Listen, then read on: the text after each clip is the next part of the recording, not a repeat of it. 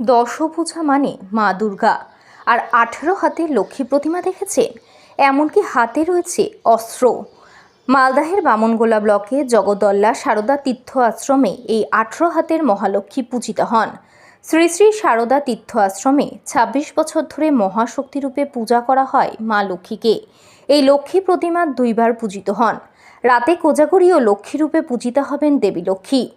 এই গাঙ্গুড়িয়া শ্রী শ্রী সারদা তীর্থমে এই 18 হাতের মহালক্ষ্মীর পুজো প্রত্যেক বছরেই হয়ে থাকে। এটা মানে দুর্গা দেবীর এক রূপ হচ্ছে এই মহালক্ষ্মী দেবী। আমাদের যে মার্কণ্ডেয় পুরাণের চণ্ডী আছে, চণ্ডীর 2য় অধ্যায়ে এই মহালক্ষ্মী দেবীর বর্ণনা সেখানে আমরা দেখতে পাই। মানে দেবী দুর্গাই মহালক্ষ্মীর রূপ একটা ধারণ করেছেন।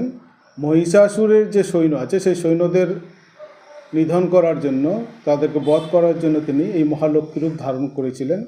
সেই পুজোটাই আমরা এই লক্ষ্মী পুজোর দিন সকালবেলা মহালক্ষ্মী রূপে আমরা পুজো করে থাকি এবং সন্ধ্যাবেলায় আবার লক্ষ্মী, কোজাগরী লক্ষ্মী হিসেবেও তাকে পুজো করে থাকি আমরা। কোজাগরী পূর্ণিমা তিথিতে 18 হাত বিশিষ্ট দেবী লক্ষ্মীর প্রতিমা পূজিত হয়ে আসছেন বামনগোলা ব্লকের গাঙ্গুড়িয়া সারদা তীর্থ আশ্রমে।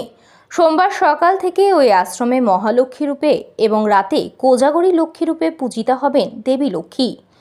সংশ্লিষ্ট আশ্রমের স্বামী আত্মা প্রেমানন্দ মহারাজ জানান, 1998 সালে এই আশ্রমটি প্রতিষ্ঠা করা হয়। তারপর থেকে 1999 সাল থেকে তিনি 18 হাত বিশিষ্ট মহালক্ষ্মী পুজোর সূচনা করেন। তবে দেবী এখানে সকালে এক রূপে ও রাতে এক রূপে পূজিতা হয়ে আসছে সেই থেকেই। এখানে দেবীর এক হাতে থাকে চক্র এবং অন্যান্য হাতে থাকে ত্রিশূল, গদা, তীরধনু, বজ্র, কুঠার, পদ্ম, শঙ্খসহ অন্যান্য অস্ত্র। অসুরদের বধ করার জন্যই নাকি তার এই রূপ। পুজোর আচারেও আছে ভিন্নতা। কোজাগরী পূর্ণিমার রাতে 16 রকম উপাচারের মাধ্যমে পূজিতা হন তিনি। পুজোর দিন সকালে বস্ত্র, আলতা, কাজল, চিরুনি, ধূপচি এবং অন্যান্য জিনিস দিয়ে মাকে পুজো করা হয়। 108টি বেলপাতা অর্পণ করা হয় যজ্ঞে। ভোগে থাকে 5 রকমের ভাজা, 3 রকমের তরকারি, ডাল এবং মিষ্টি। রাতে এখানে চিত্রপটে মহালক্ষ্মীকে পুজো করা হয়। এই পুজো দেখার জন্য বিভিন্ন দূর দূরান্ত থেকে ভক্তদের ঢল নামে।